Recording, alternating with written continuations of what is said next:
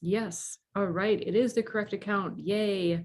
Hello, everybody. Tara Bachland here with yet another wonderful guest and very interesting topic. This is a topic that's been on my mind and heart for years because, like I'm sure many of you, I have furry family members in our household that we like to treat just as well, if not better, than ourselves, right? Taking care of ourselves. We believe in holistic wellness. And so we treat our kitties. We have kitties, we have chickens as well, and they get, well, our chickens are really spoiled.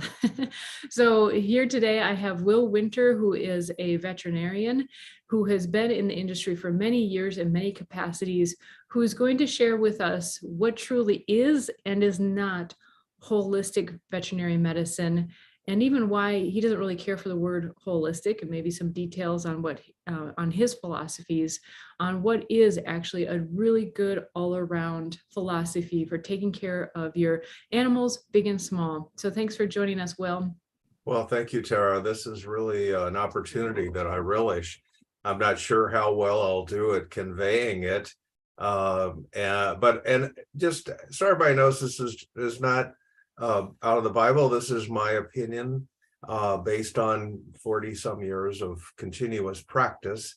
And I've kind of done it all. I started out as an equine vet for horses, ended up working with livestock, and kind of got burnt out in the 70s. And on that, just the state of the art, there was really none of the grass-fed beef and pastured pork and free-range chickens then. It was pretty gruesome. And I started a small animal practice, and I started working for other veterinarians, and I was still paying off student loans and all that. So you kind of have to do what you're told. And I was not real happy with the state of my profession. I felt like more like a drug salesman than I was doing any true healing. Not that I knew how to do true healing. I don't know. I just wasn't happy.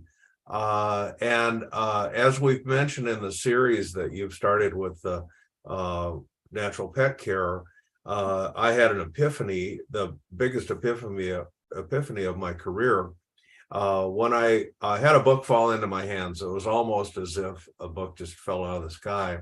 And it was a book by the herbal grandmother, Juliette de Baïracli Levy. And that book was written in the 40s. And she had been doing this for her whole life. She was a natural born healer. She went to vet school in England. After 2 years, the vivisection just drove her crazy. It's like, I want to learn how to heal animals, not cut them open and for experimentation. So she dropped out, never looked back. And she just said, I want to do healing. So she started a way of thinking called natural rearing. Those are her words, natural rearing. And she really knew what she was talking about. I read that book and I became basically unemployable because I knew she was right. And pretty much everything I was doing was not natural rearing. It was actually a lot of it was awful. And throughout my talk today, I don't want to sound like a Debbie Downer, that there are certain things in veterinary medicine that are wonderful. And we probably, it's like we want to talk about what could be improved, not throw the whole baby away with the bathwater. Certainly emergency medicine now is phenomenal for the most part. There are animals that are saved, just like with people, that would have never been saved a decade or two ago. So that's what Western medicine is really good at. Is crash medicine. You get hit by a garbage truck. You don't want necessarily a witch doctor or someone waving herbs over you. You want compression bone plates and anesthesia and the best of modern medicine. That's what it's really good at. What modern medicine does terrible at is that a sentence? Doesn't do well, is chronic illness. Western medicine, modern Western medicine, I think bodges everything they touch when it comes to especially inflammation. You could say inflammation is the dominant factor in all inflammation with people or animals. And we have, certainly Americans have an inflammatory diet. not the least of which is the essential fatty acids. In nature, there should be a balance of omega-3, which is anti-inflammatory, and omega-6, which is inflammatory. Well, grass-fed beef is very high. Salmon is very high. There's a lot of things you can eat that are high in the anti-inflammatory fat. However, feedlot beef and animals that grow up on grain have this omega-6. So we should have a ratio close to 1-to-1. Then our balance stays in harmony. Feedlot beef is 20-to-1, 20 times more omega-6 fat than omega-3 fat. So we're on fire. Grains, the amount of grains we get in our diet, omega-6 is a storage fat. So seeds are loaded with it. So what do we cook with now? Seed oils. They were not available until 100 years ago. And when Crisco came out, for example, they said, oh, you don't want that old smelly lard anymore to cook in. You want this beautiful white substance.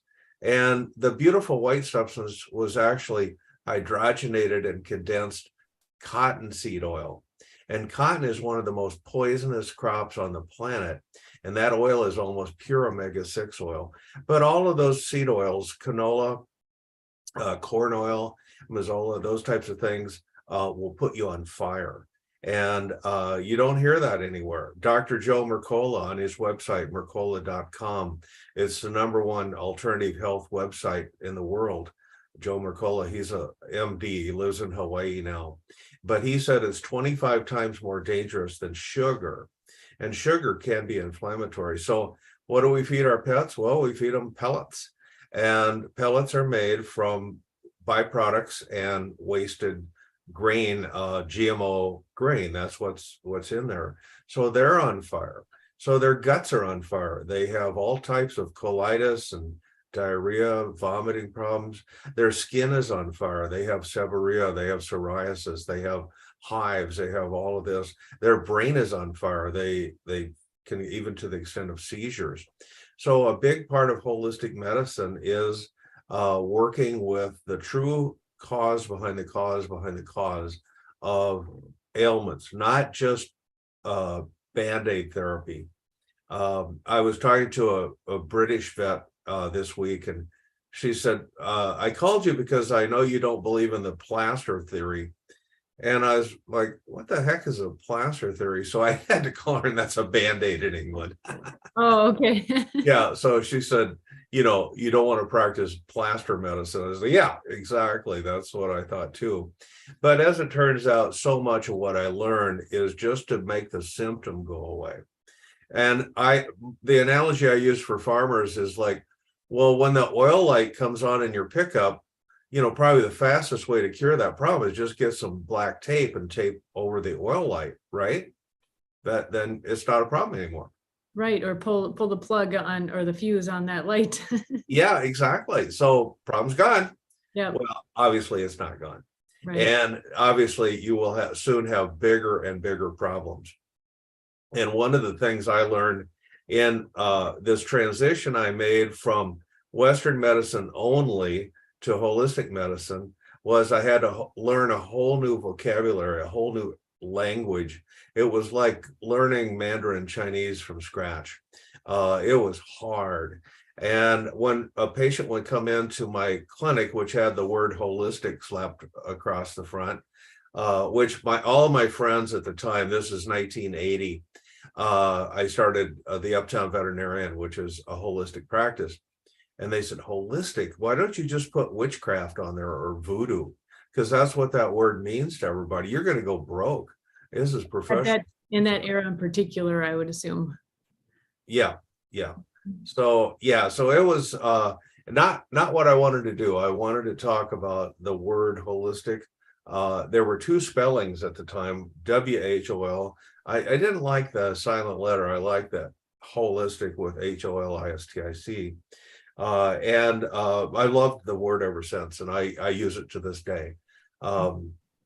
So what happened to me, though, when a patient would come in with a complex, horrible, suppressed condition, maybe the dog's itching, his skin to pieces, it's got ear infections, it's got diarrhea, it's got seizures, It's really a can of worms. And I knew what I would have normally done in my pre-holistic days. I would get out the cortisone, the steroids, load the dog up with steroids. The symptoms will go away just like that. Maybe throw some antibiotics in there too. And then I've developed a cash cow because that animal is going to continue to get deeper and deeper problems. And the thing that I learned, the language I learned from homeopathy, I got certified in homeopathy from Dr. Richard Pitcairn, who wrote a wonderful book, Dr. Pitcairn's Guide to Natural Care for Dogs and Cats. Got some of the best dietary advice I've ever seen. And he was the grandfather of all of our homeopathic teachings for veterinary medicine. And we learned from medical doctors. We learned from even people from Europe, a lot of people from Europe, Germans, Italians, English people came over here because homeopathy has pretty much died out in America. And I was lucky. I met a guy named Dr. John Renner. He gave a lecture back in the 80s. And at the time, he has probably passed away now, unfortunately, but he was the oldest living practicing MD in America, 99 and a half. And he was still working every day. And he was a licensed homeopath. He was also an MD, but he was a professor at the Chicago School of Homeopathy. And when we were talking about him, we said, oh, well, it looks like the Rockefellers and all the acts that cleaned up the fraudulent and scam medicine in the 20s and 30s, the Flexner report, they decided this guy's a quack and this guy's real. Quack, real, quack, real. Well, they lumped the homeopaths in with the quacks. And I said, isn't it too bad, Dr. Renner, that you had to lose your professorship at the School of Homeopathy and all that? And he said, oh, no, he said, the Flexner report and the Rockefellers didn't kill homeopathy. And I was like, what, really? And he said, no, we killed it ourselves. Because you put any two homeopaths in a room and they start arguing immediately, because there's low potency prescribers, high potency, there's pure one remedy prescribers, there's mixed remedy prescribers, and they all hate each other more than they hate regular doctors and veterinarians. And he said, yeah, we just couldn't agree on anything. And it's funny because that's what's happened in the Veterinary Homeopathy Association. We started this in 1984. I was the first vice president, and Dr. Carvel Tiekert was the original president of this organization. And we founded it in Las Vegas, Nevada. And the reason we were in Las Vegas is that we wanted to be a national organization.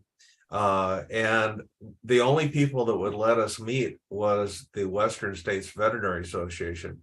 And we could have been the witch doctor veterinary group. They let anybody come to the meeting. So for the first 6 or 7 years of the existence of the American Holistic Veterinary Medical Association, which we call AVMA, there's AVMA, which is the standard, the big deal. There's the AMA for doctors, AVMA for veterinarians, and then the AHVMA for holistic vets. And so we started it in 1984, and we had a journal. Still have a journal, and we had about 40 veterinarians in the very beginning. And we immediately started arguing. It was like the same thing as the homeopaths. About what is holistic, who's holistic. And ironically, we were the offspring of the IVAS, which is International Veterinary Acupuncture Association, which I also had been certified by them in veterinary acupuncture. And we had pure teachers from China teaching us the true Chinese medicine, the five medicine path. And they were a little bit aghast at Americans because Americans want everything now, and we want instant results, and that the way they saw Americans doing acupuncture is, guy comes in, the doctor, he's got a martini in one hand, a cigarette in the other. He's like, hey, doc, yeah, I got some heart problems. You got needles. Can you give me some needles for that? Diet, no, I ain't gonna change my diet. Drink, no, I'm not gonna quit drinking. I'm not gonna quit smoking. So, but give me those needles. So they were really put off because in China, do you know what the number one healing principle of traditional Chinese medicine is? TCM. The principle? The number one thing that heals you. Do you know what it is? No. Your thoughts. Mm. Your thoughts are number one. You create yourself with your thoughts, and they're Mm-hmm. fully aware of that. And then the number two thing is your nutrition, your diet. And then the number three thing is herbs. And then it trickles down to you use the needles too. But we jettisoned all that other stuff and just went, okay, hop up on the table here. We're gonna give you some needles, and it works fine. But it really isn't traditional Chinese medicine. So it's kind of the same situation we run into with what is holistic veterinary medicine, is that just because someone's an acupuncturist doesn't mean they practice TCM. And if they did, they're gonna get some blowback, because people do. I mean, they want the silver bullet. And acupuncture looks like the silver bullet. You don't change anything. You just do what you're doing, and the needles fix you. That's the myth. And like I say, it's very good. The acupuncture or acupressure, or I evolved into laser acupuncture. I had a helium neon laser and a ruby quartz laser, and we would just laser the points rather than stick a needle in there. And that was quite good. Yeah. And I actually developed a veterinary technician. Her name was Martha Lightju, and she became very good at laser acupuncture. She was a natural born healer, better than me. She was really an asset when I first got started. She was a true healer, and I learned so much from Marcia. She was brilliant. But at the time, I learned acupuncture first. Then we started the Holistic Hospital, or the organization. Then I was certified in homeopathy, and I didn't get certified in chiropractic, but I studied veterinary chiropractic. So you got all these arts, and the irony is that you still have to know Western medicine backwards and forwards. In fact, you kind of have to be better than any other conventional vet, because in Western medicine, everything has a name.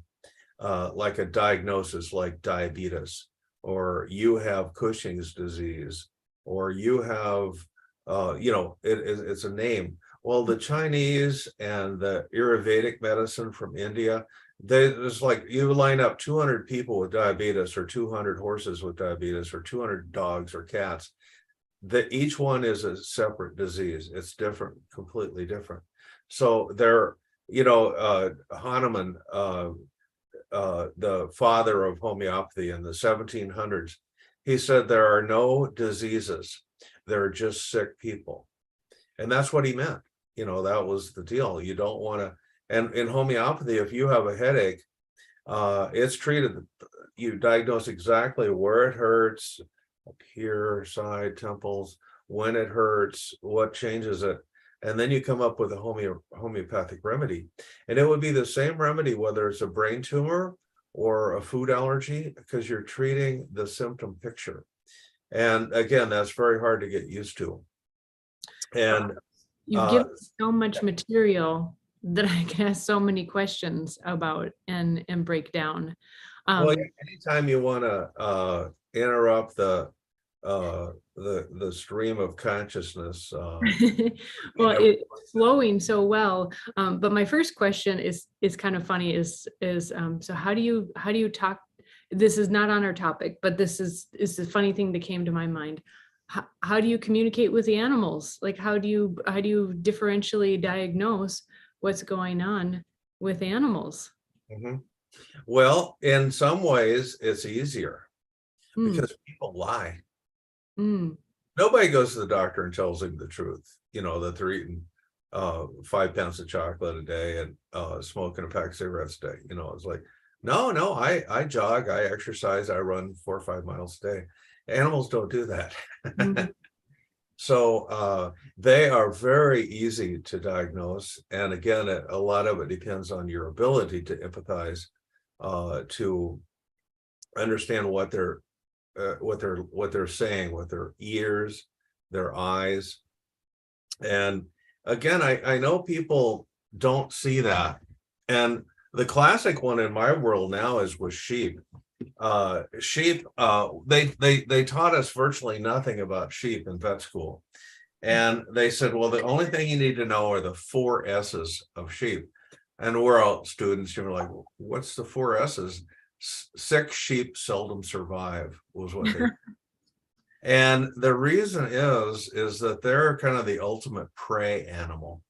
And if you're a wild animal that's vulnerable, if you're prey, you don't want to ever let on to a predator that you're sick or that you're falling behind the herd, because that's who the predators pick off, the ones in the back of the herd or flock. And so they hide their symptoms very well. And I can't tell you how many times people say they were fine yesterday, and I woke up this morning, they're laying there dead. There were no symptoms. Well, there were symptoms, they just didn't see it. And a good shepherd can see that. So with dogs, we make a lot of our diagnosis within 30 seconds.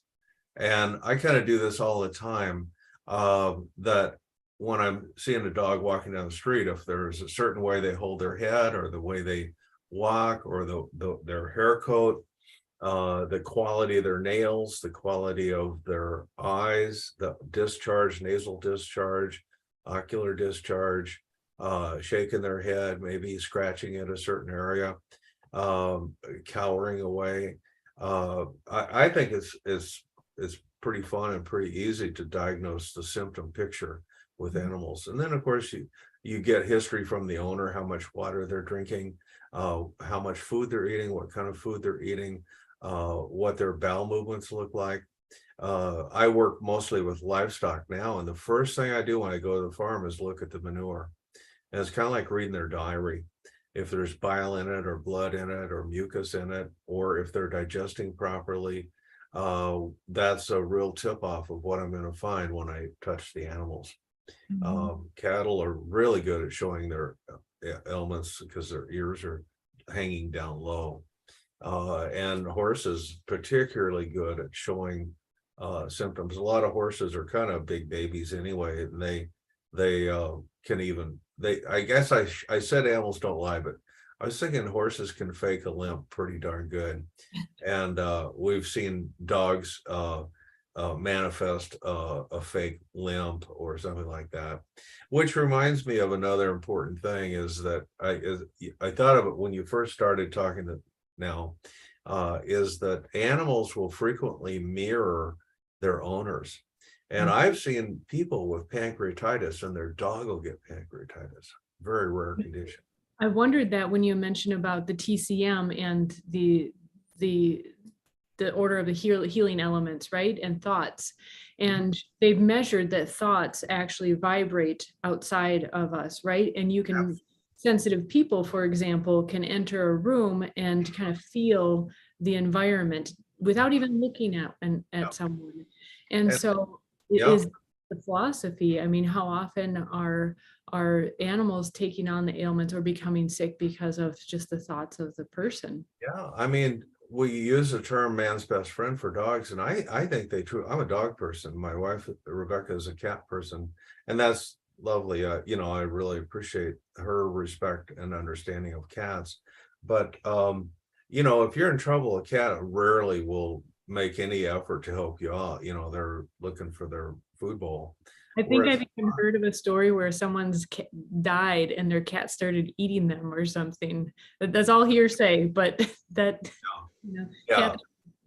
I can forgive that one, but with a dog, if you're in pain, if you have a fever, if you're sick, or if you're injured yourself, the dog is right by your side, and they will absorb that pain, and it comes through touch a lot. When I worked with Dr. Richard Ruby, he's a holistic doc, MD, and he taught us about hand healing.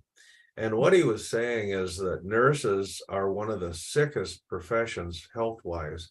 A lot of nurses are extremely overweight.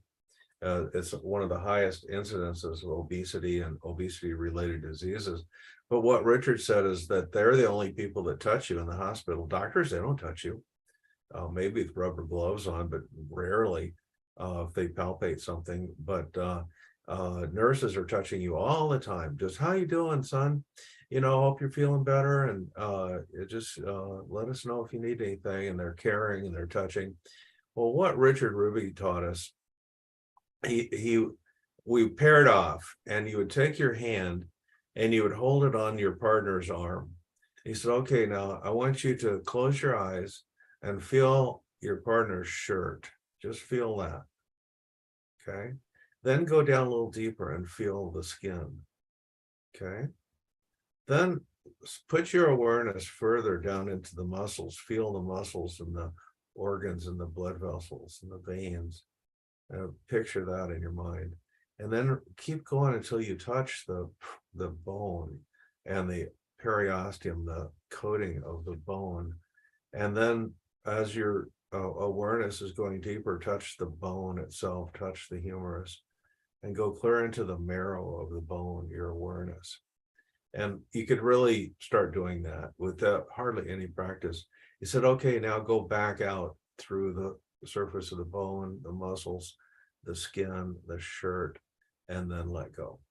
Wow. And he said, what they're not taught in nursing school is you don't want to bring any of the patient into you, and you don't want to leave any of you in the patient. So he taught that when you're touching a patient and the patient is usually ill, you want to feel what you need to feel, even if you're just saying, how are you doing? But make sure when you leave that there's a clean break. And he said that is not taught, that awareness of touching. So you're bringing home some of these illnesses and pathologies, and even police officers and emergency personnel, they're touching people, and maybe they're apprehending them, but still they're touching them. So they have to figure out a way to undo that pollution that they're picking up off of the vibrations of people and the emotions. So, it's a very important aspect that isn't talked about very much, but I teach that for people to, with their dog, is one of the best ways is to get rid of that is to ground yourself. Earthing is for us, take our shoes and socks off and walk on the earth. For animals, they need to be outside. They need to be touching the earth. And even a sidewalk will ground you. But touching a tree, I call myself a tree hugger, seriously, because I like to hug trees, and trees don't get sick when you touch them because they are grounded all the time.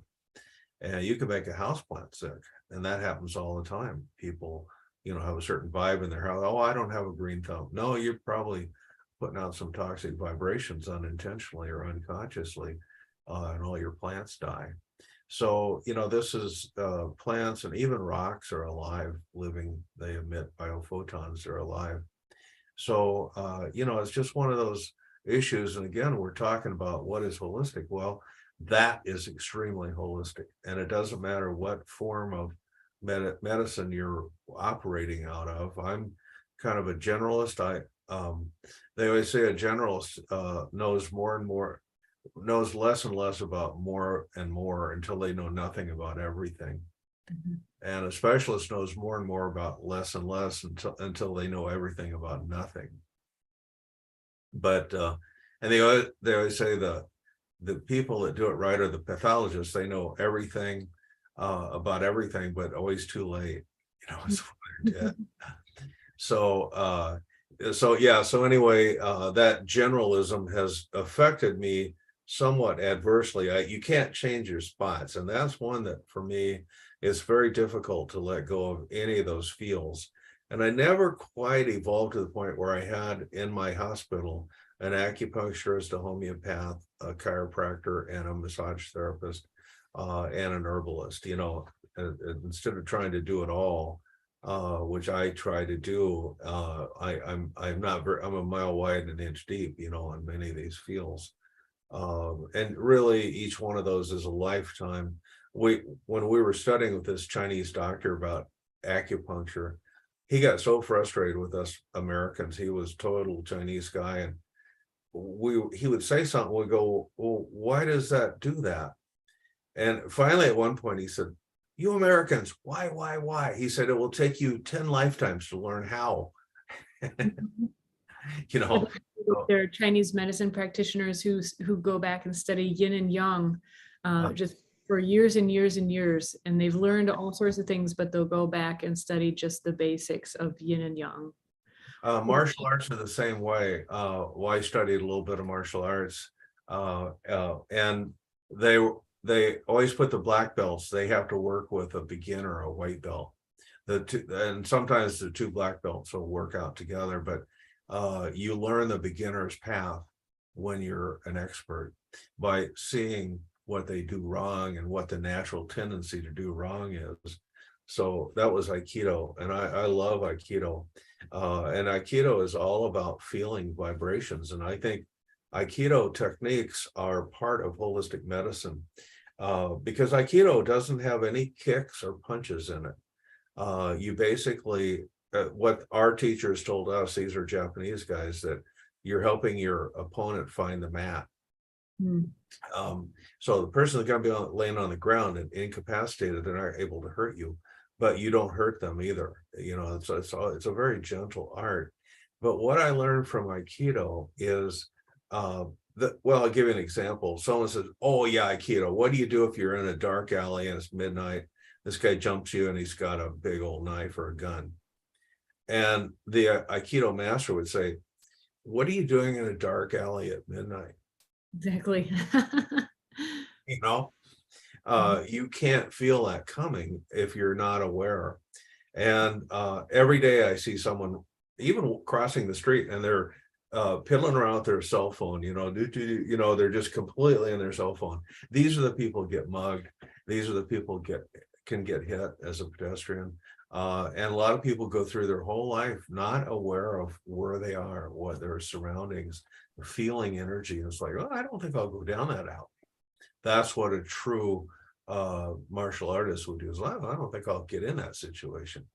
Well, yeah. And what I learned from it is, again, I consider it a part of holistic medicine. When I hung up my shingle as a holistic vet, I used to, you know, after a long, hard day, I would say, why? I come home and I say, I am a nut magnet. I get the weirdest people in my practice.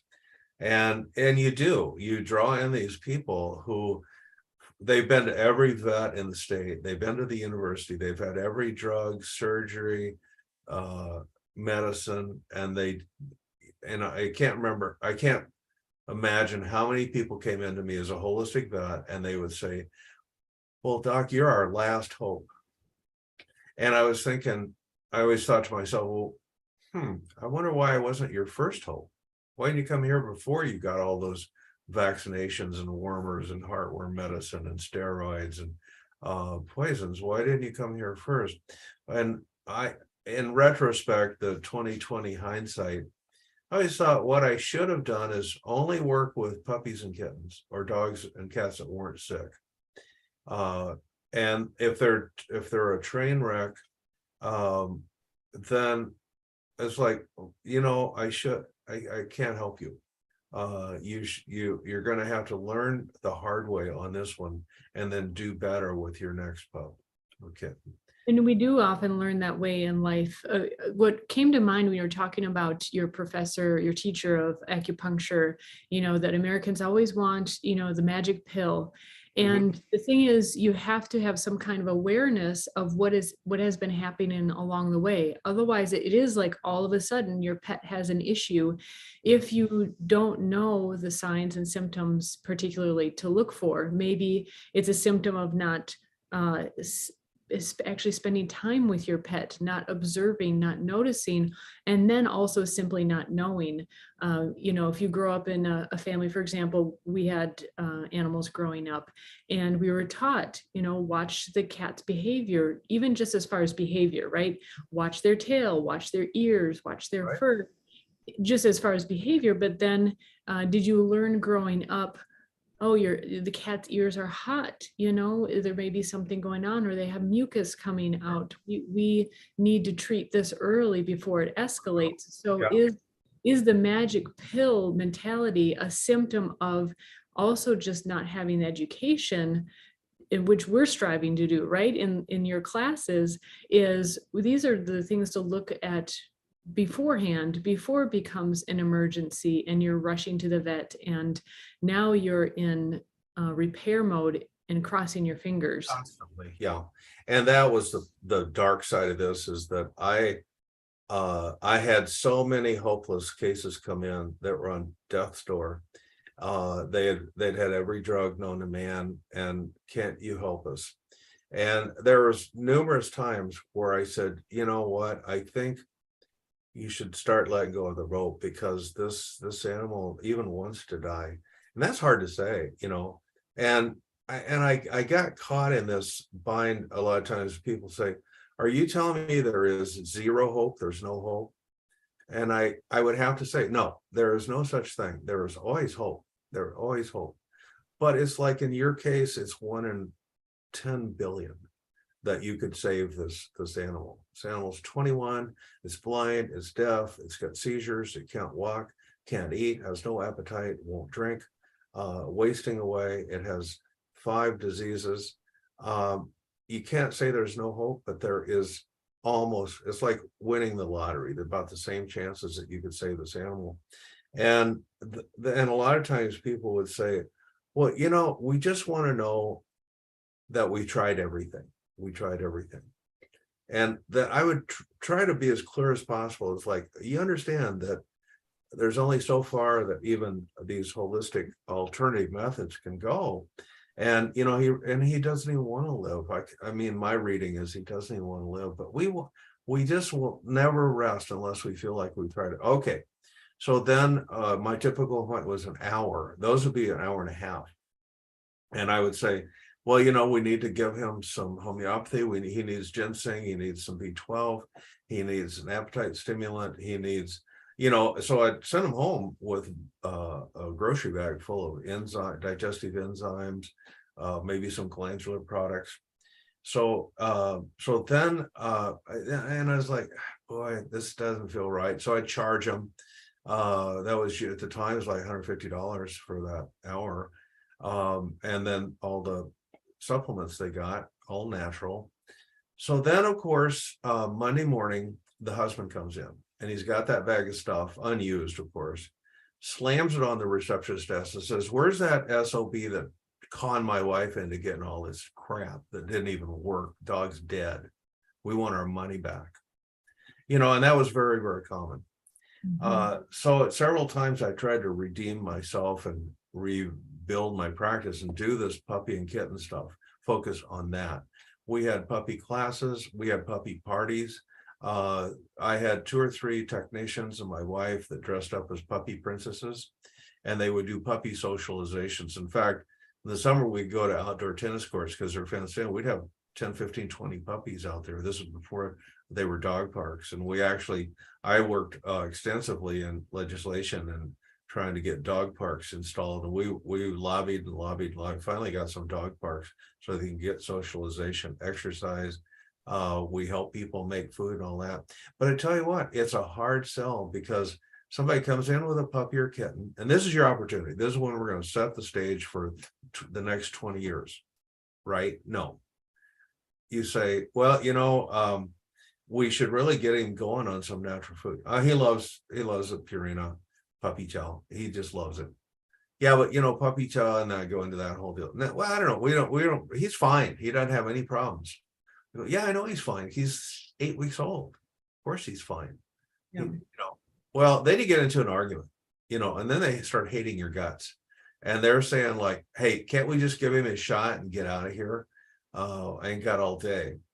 And, you know, that's how that went. It was a hard uphill task that it almost was always a failure. Trying to tell somebody they need something when they don't think they need something, they hate you. Yeah. So I never did unravel the secret of a truly holistic practice, which is all that preventative stuff. And doctors are the same way. There's probably not an MD in the United States that doesn't know statin drugs will kill you.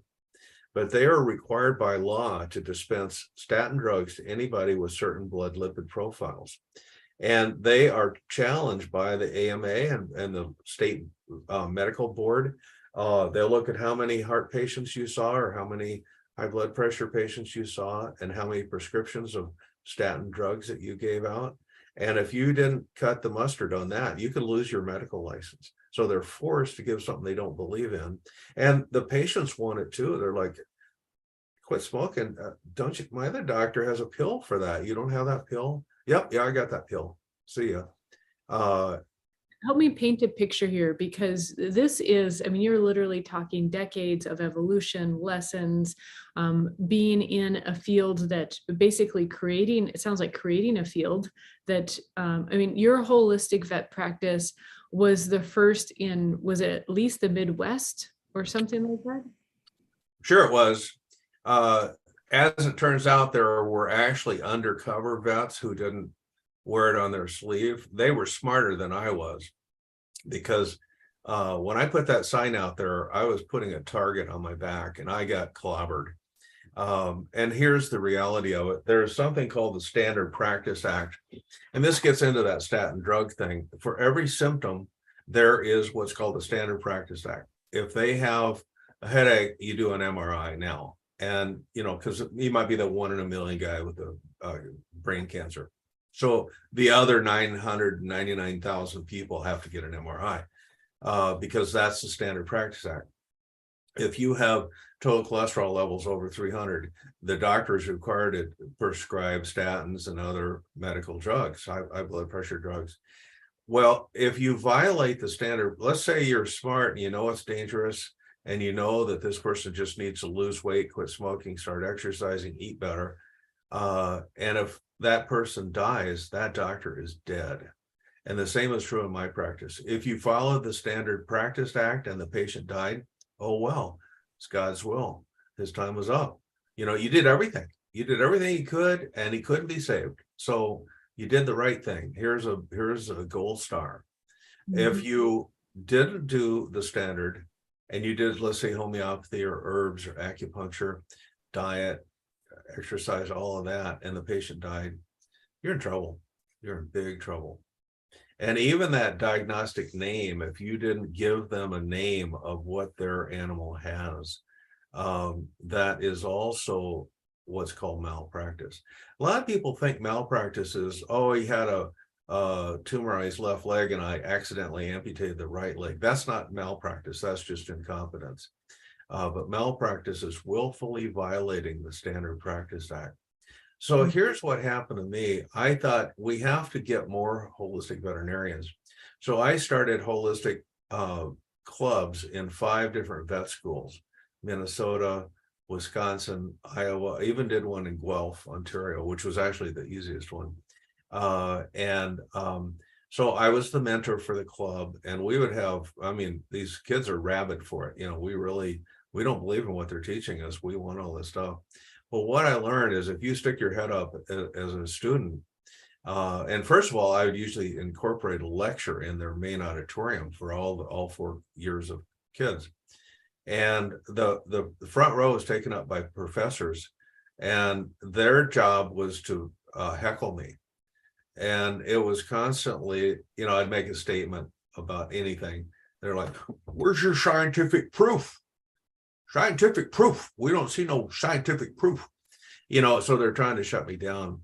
And very frequently a professor would say, well, you know, if what you're saying is valid, we would be teaching it here. And we're not teaching it. So therefore, it's not valid. So they were protecting their students into this cocoon of druggery and surgerizing. And then I realized I was actually harming these kids because they then became targets by the professors. If they were, the worst thing you can do as a student is question or challenge a professor in general. Maybe if you're at Berkeley or some radical school, it's okay. But in the Midwest, where I went to school, challenging a professor was suicide for your career, because who are you uppity young upstart, you know, and you're making me look foolish.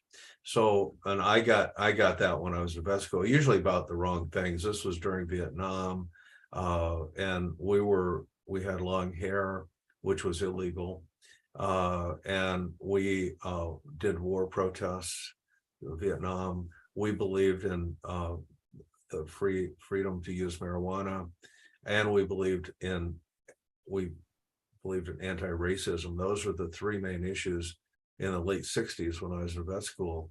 And we were in a pretty conservative school. So we really looked radical. If we were I went to Kansas State in Manhattan, Kansas, which is an Aggie school. Our local beer joints, it was a place called Aggieville because we're Aggies. But at KU, that was a fine arts school. They had a medical school. They had a fine arts program. And it was much more like Ohio State or Berkeley or some of the more radical campuses. But we were hammered. So this is, to me, the roots of my holistic medicine, I believe. I was primed for it by Vietnam. And I knew the government was wrong about Vietnam. It was just a 20-year-old kid, but there was just something that didn't feel right about going over there and killing yellow people, and I just knew that. And at the time, we thought we were right about drugs. We thought we were right about marijuana, that it shouldn't go to prison for, and maybe the jury's still out on that one. And we knew we were right about racism. So we knew the government was wrong and that the government was not our friend. And I never got over that. And that's the kind of person that would be drawn to holistic medicine. It has to be a renegade. It has to be a radical. And even as an experience that there could be a number of tipping points, right, in life, that whether it happens in medicine or not, that get you to think differently, that maybe what they're teaching or promoting isn't necessarily all the end all be all. But you also grew up on a farm, right? Which typically are very practical environments. Like it works or it doesn't, or you do it or you don't. But also farmers never change, in general. They resist change. And in going to grass-fed beef or something like that, we have a magazine called Stockman Grass Farmer Magazine, which I write for. And the guy who started that organization, he has a quote on the top. He said, "A farmer, when faced with a crisis, would rather go bankrupt and die than change." And that's so true. Alan Nation is his name. He passed away, but he was really right, is that change is all about fear. And people don't change because they're afraid of the outcome. So it's like safer to just put your head down and plow ahead. And in many cases, including this holistic veterinary medicine, I don't encourage a veterinarian to go into holistic medicine. You'll get killed. First of all, you will not make any money. You're going to have to learn 10 times as much as a out of the box square vet. And you're going to be fighting with people all day long. And, so it's not a great career choice. And that I'm talking about a true holistic practice. Now, one of the things you brought up is what I call faux holistic, it's like fake holistic. And of the veterinary organization that I co-founded, AVMA, there's probably 400, 500, 600 vets in there. And I'll guarantee you, I could count the ones on my fingers that are truly holistic. I still have some fingers left over. Consumers spot the difference. Well, if you, we're going to articulate this. Me and a guy named Michael Cohen, who's a holistic vet in Madison, Wisconsin, we have started an organization called Animal Health Exchange, AHX. And it'll be ahx.com or americanhealthexchange.com, where we have a website, and there's nothing on it now. This is brand new. And what our organization is going to be is like a whistleblower to fake holistic vets. Because I am so sick and tired of greenwashing and advertising. Like, the Marlboro Man, he's a cowboy, he's tough, he's healthy, he's a virile man, and he's virile because he smokes Marlboros, so that advertising campaign is greenwashing. the Dodge commercials on, with the farm, the whole thing about, people that drive Dodge trucks are real farmers, that type of greenwashing. And he's all through industry now with carbon sequestration and things like that. There's things that aren't really green, they're not really ecological, but they're being promoted as such. But we got the same problem in holistic practices. And I would say 9 out of 10 so-called holistic vets are going to pump your animal full of vaccine, full of drugs, full of wormers, chemical wormers. They might throw a little foo-foo medicine in there with it, but their whole premise is going to be based on the safe approach to, well, he's got an ear infection, so I want you to take this amoxicillin, but then this herb is really good for ear infections too, so we're going to throw that in there as well. They might do a little bit or like, they go through surgery and then they get little arnica pellets, but yeah, right, yeah, exactly, yeah, so we're holistic therefore. Angie's coming to say hi. Is a perfect timing for this. That's Usually good. this is our filthiness. Yeah, and he's he doesn't mind you holding him up in the bright lights. Yeah, she's hanging around. Or she's stuck in my sweater. Nope, she's not minding it so much. I would go get one of my koi and hold it up in my arms, but they're not as snuggly. no, they wouldn't like being up here. So yeah, well, so anyway, that fake holistic and our plans, we were really getting in trouble. Like I say, I kind of am a renegade, but I'm a renegade even to the Holistic Association. I resigned. I'm not in the American Holistic Veterinary Association at all anymore. And again, because it was starting to bug me, all the fake people there. Well, it's similar to, so my husband and I have been in business for ourselves the entire time we've been married. I mean, no matter what business you're in, it's challenging. I mean, life is challenging, right? But being in business for yourself, especially as you're starting up, you are the business owner, you're the accountant, you're the customer service, you're the janitor, you order products, you're paying rent, you're doing everything. And as you've told me stories, I've tried to put myself in your shoes, or a vet, really idealistically wanting to do this. And holy cow, if business isn't hard enough, then you're talking about, the husband who comes and says, what's this garbage? And, maybe they're not communicating well at home, and he's already told his wife, we need to let this dog go, and so their marriage problem then becomes your problem. And that is, customer service is difficult. And then you want to please the customer, but then, you can't lose your business over trying to please a customer, and or go against your values and what you actually, are saying that you're trying to do. And so I can imagine it was just like hurdle after hurdle and fire and, all kinds of things going on. And especially as you're trying to be the pioneer in a field. And I can see how these new vets, have this twinkle in their eye, and they're like, well, I'm going to do it. And then they're faced with the medical associations, and they're like, well, I'm going to do this part of it. Yeah. And they're trying to support a family or themselves, or just a practice. And I just can imagine it's just do you know how to spot a pioneer?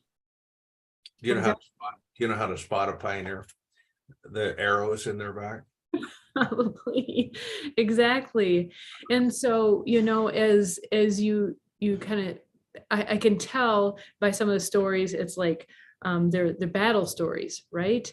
And battle stories aren't always pretty. Never are pretty, really.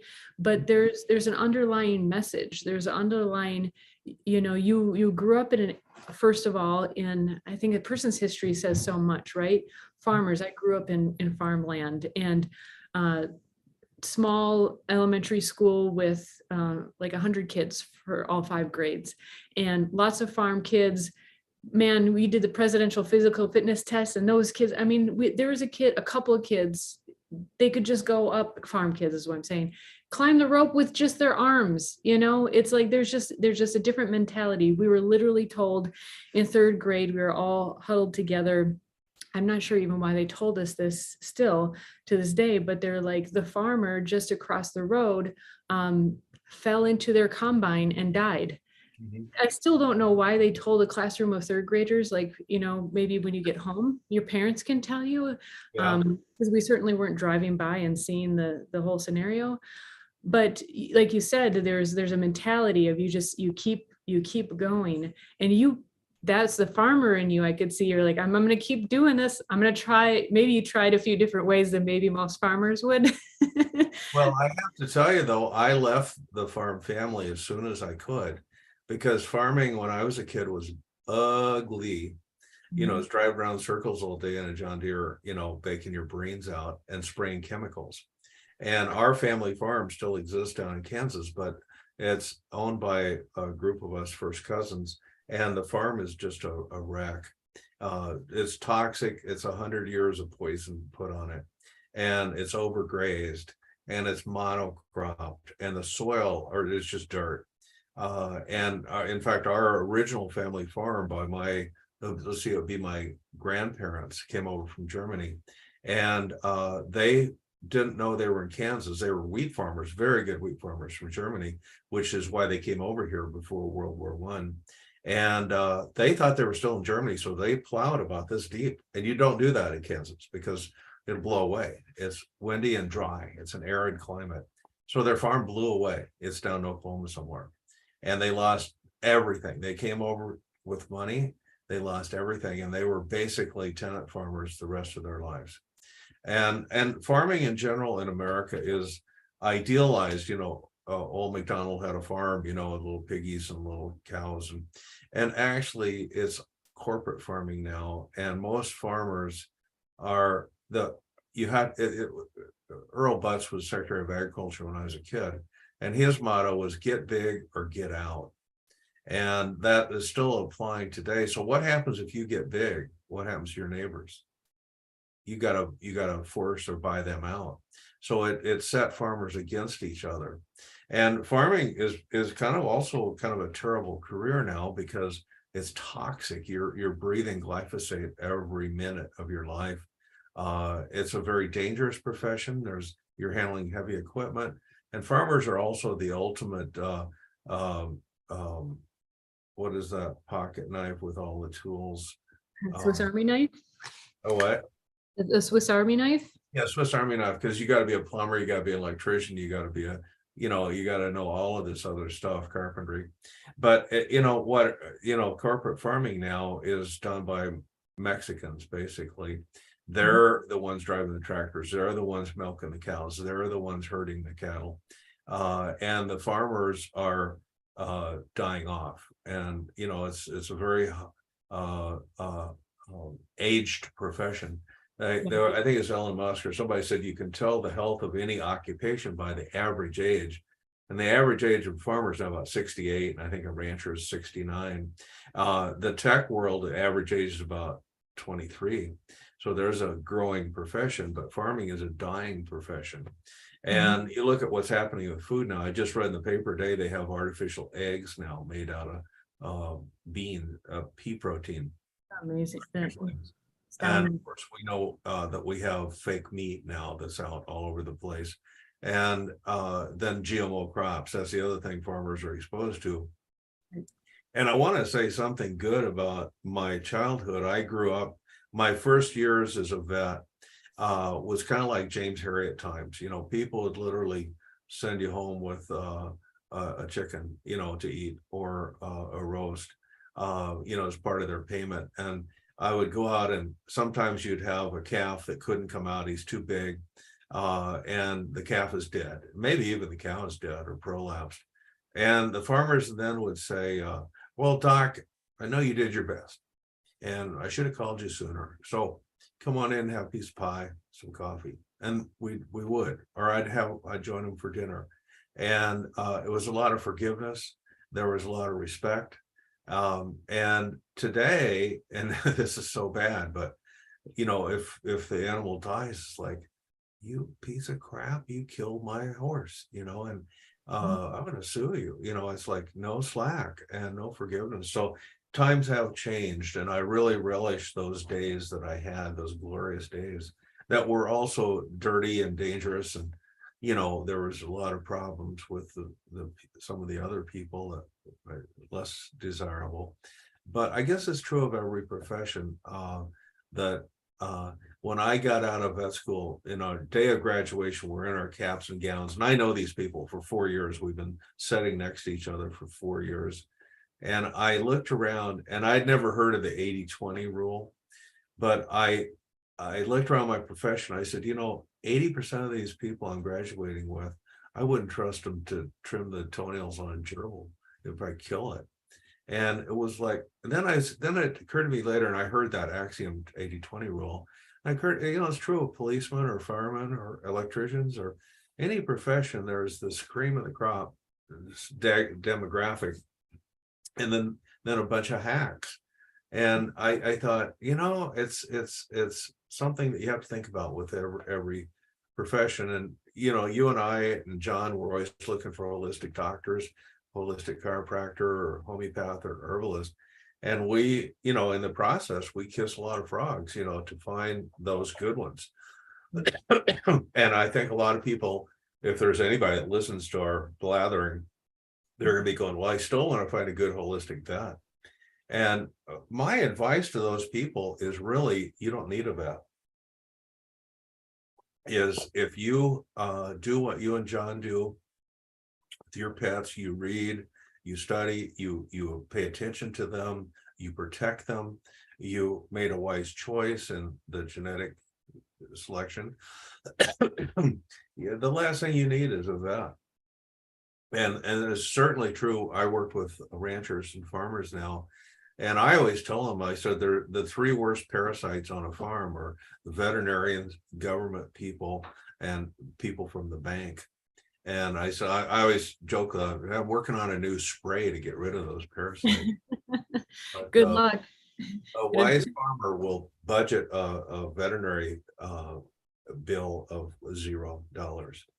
And that's my goal in doing the consulting I do, is like, I'm going to work myself out of a job on your farm because you're not going to need me. And most of the people that I start out with, they got pink eye, they got foot rot, they got mastitis, they got birth problems, they have fertility problems, they have all this. So we just start straightening out the basic concepts of life, which is genetics, nutrition, management issues. And one by one, we can start eliminating all the vaccine, we can start eliminating all of the chemical warmers, and we can definitely eliminate antibiotics. They'll never need them again. It's so amazing. I mean, to think about it, and I think you are going about things right these days where you're doing the consulting. We have classes now at the Matthew Wood Institute of Herbalism and teaching the consumer. So usually, we were at your house recently having dinner. And so usually, how I am there is usually how I am at a party, a gathering. I like to listen more. I'm not usually the center of the party kind of person. But there was a point I was at, this is a joke between me and my husband, but now it's going to be out broader. So I was at a gathering years and years ago, and and it was a host of all people that I said this to was going on and on about genetically modified foods, and it's going to be the end of us all. And my attitude is very much about, take control of yourself. You have more power than you realize.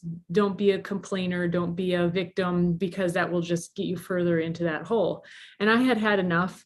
And I had evidently quite a bit for me to say something. And I said, I remember when I used to think like that.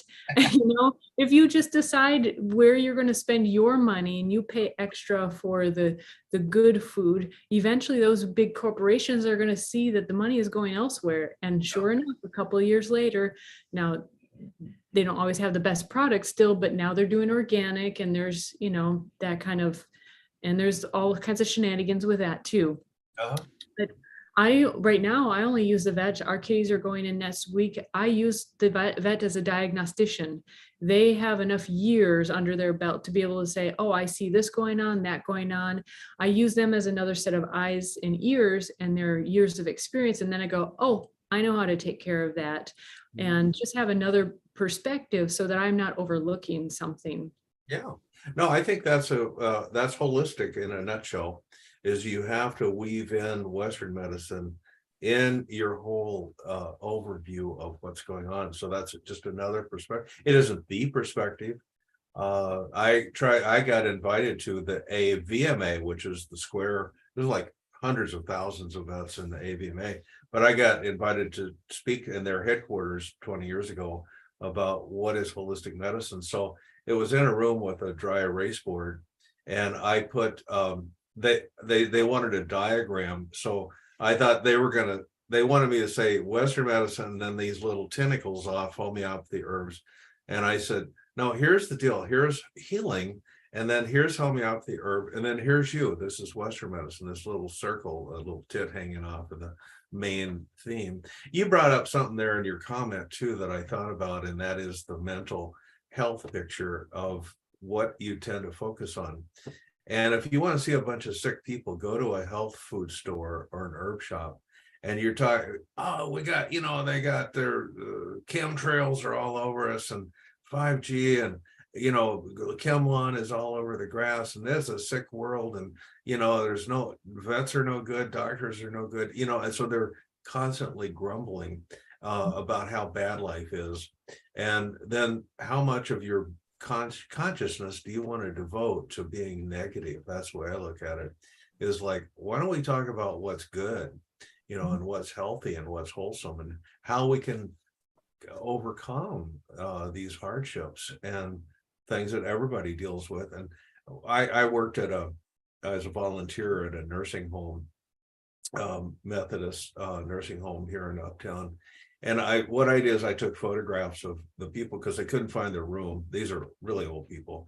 So I made a nice portrait so they could see their picture on their room door and help them get acquainted with each other and things like that. It was the greatest job because I got to photograph each person. And there was a couple ladies in there, and I was positioning for the camera. I'm an amateur photographer, so I was making kind of portraits of them. And I noticed that both of these women had numbers from being in a concentration camp. And a couple of them they were like butterflies. They were just happy as clams. And here they gone through all of that. And they're the people that are comforting some of the other patients and spreading joy. And it's like, and it was funny, it was like, best thing anybody can do is work at a nursing home and learn, who are you when you're 80 or 90 or 100, what have you become? And I saw the whiners, the complainers, they might be 60 years old. And here they are hanging out with 90-year-olds, but they're sick because of their thoughts, And I found it didn't matter whether people had children or not. Some of the people that had a beautiful family with children hate their kids never see them, spend half their time complaining about what losers their children are.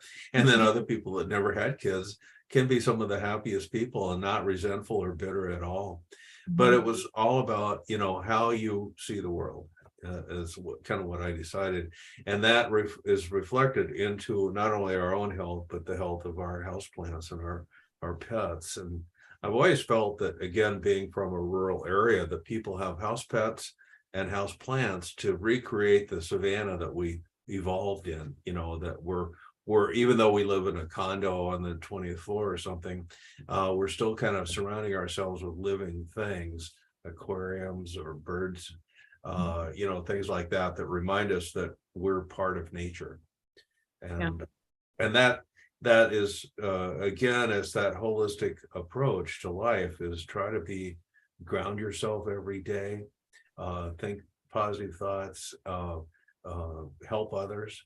And Dr. Tom Cowan has a website, the Fourfold Healing website. It's all about healthy. And he was saying, what's the most important thing you can do during the lockdown where everybody's terrified of COVID? what's the most important thing you can do? And he said, well, I think it's go find somebody less fortunate than you and help them. Mhm. And wow, that was so amazing. And for animals, I think working at a shelter is one of the best things you can do. And as you probably know, I'm a big advocate of pet rescue. And I am very much against puppy mills. And even to a certain extent, purebreds. There are really nice breeders too, don't get me wrong. But the majority of puppy mill animals are just accident looking for a place to happen. Plus, they're creating more lives. We already have too many animals. And I worked for a while at the Humane Society, and guess what my job was?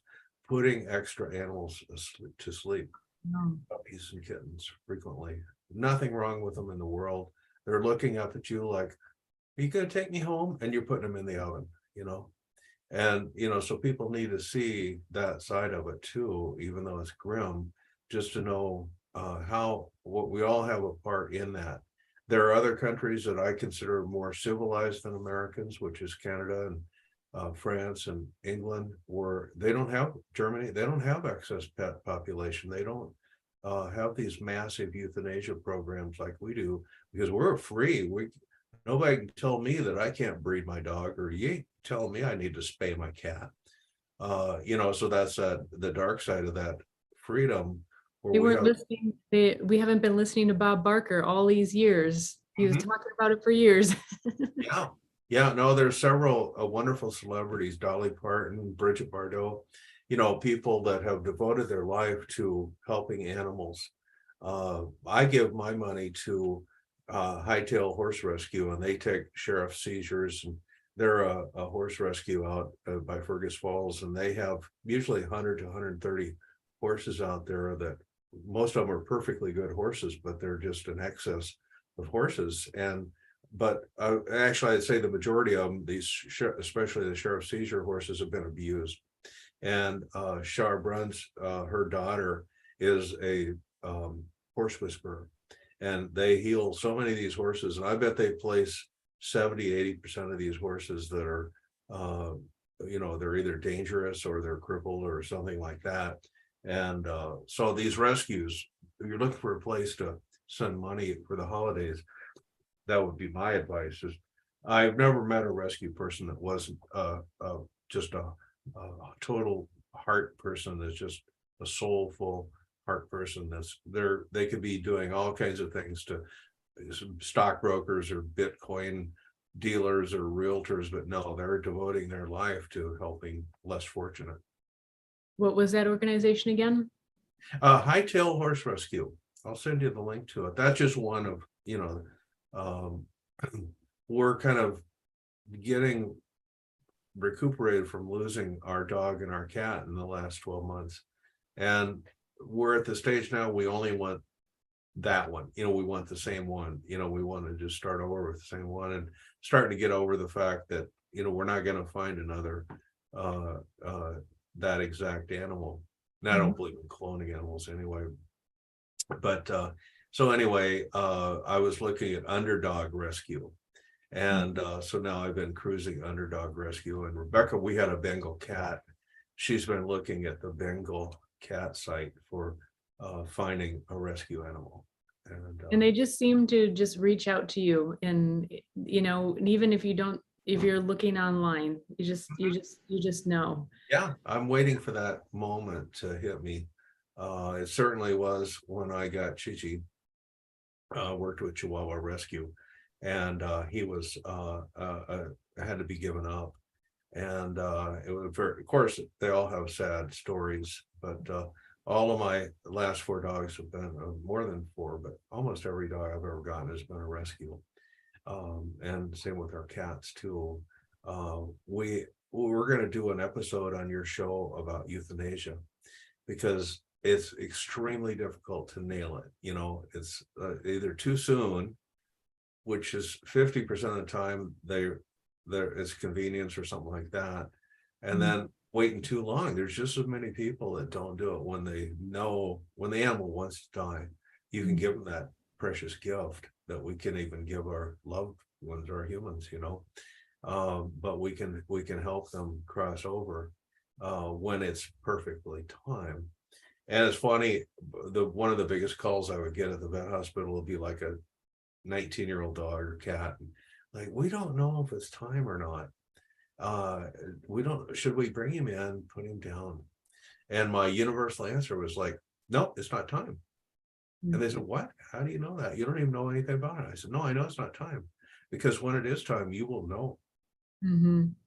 And that same person that's like, I don't know, you know, you get the call. The next call is like, you know, we want to bring Buffy in now, you know, perfectly calm.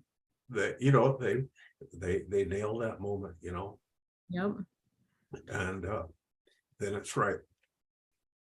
You know, the reason I wanted to do classes with you, we met over a year ago or something, and it took a while to get kind of things all together.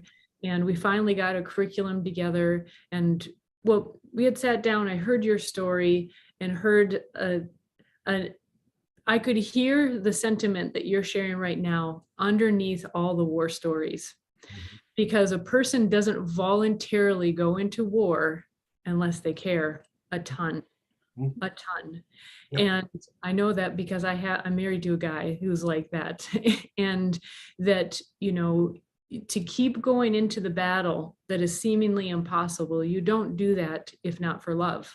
Mhm. And you obviously care for these little beings or big beings. You work with the big ones too. Right. And it's exactly what I told you. This is amazing how it's coming together. I told you that story of being at that party. The one time I'm the snobby guest, well, maybe in my view, it was the only time. Maybe someone else saw me as a snobby guest another time. But I truly believe in that. I believe that we are the ones that will make the change. You know, you will vote with your own dollars. And so instead of, so it's about helping you, helping others by getting educated to help their current animals before having to find that diamond in the rough, you know, the rare holistic, true holistic vet. Instead, let's educate the people who have those furry family members. You just love and adore them, and teach them how to take care of them before it becomes that emergency stage, and before the holistic care becomes your last alternative. And that's why I really wanted, and I, of course, selfishly wanted to learn more myself.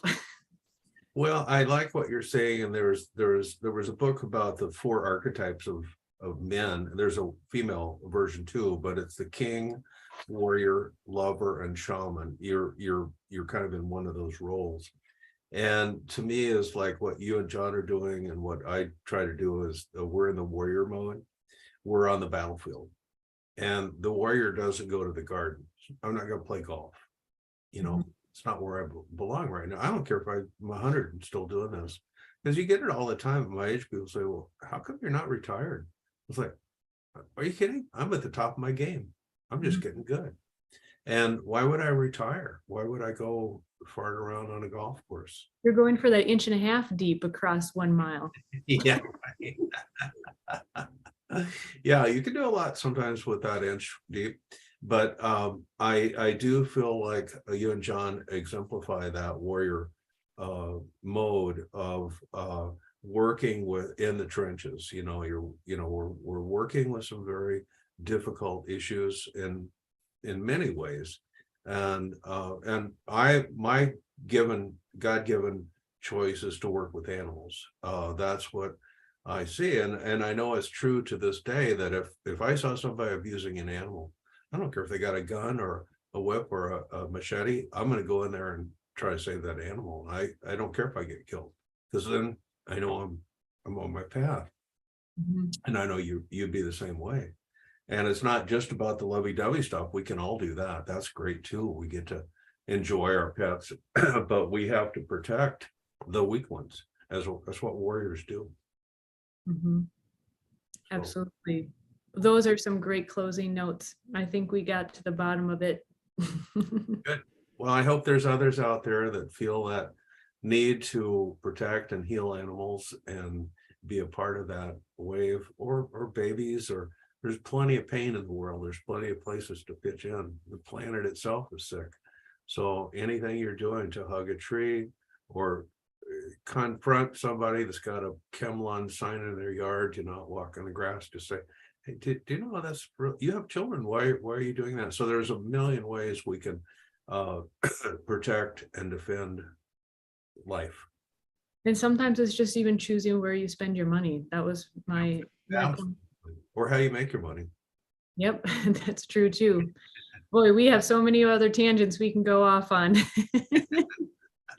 Well, this was wonderful. I think even though we didn't hit like an exact bullet point list of how do you identify the holistic vet, I think there's plenty of nuggets in there.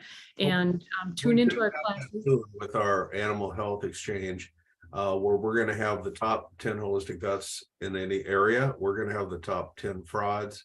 We're going to try to expose the underbelly of this movement, but also feature the good. Yes, that's great.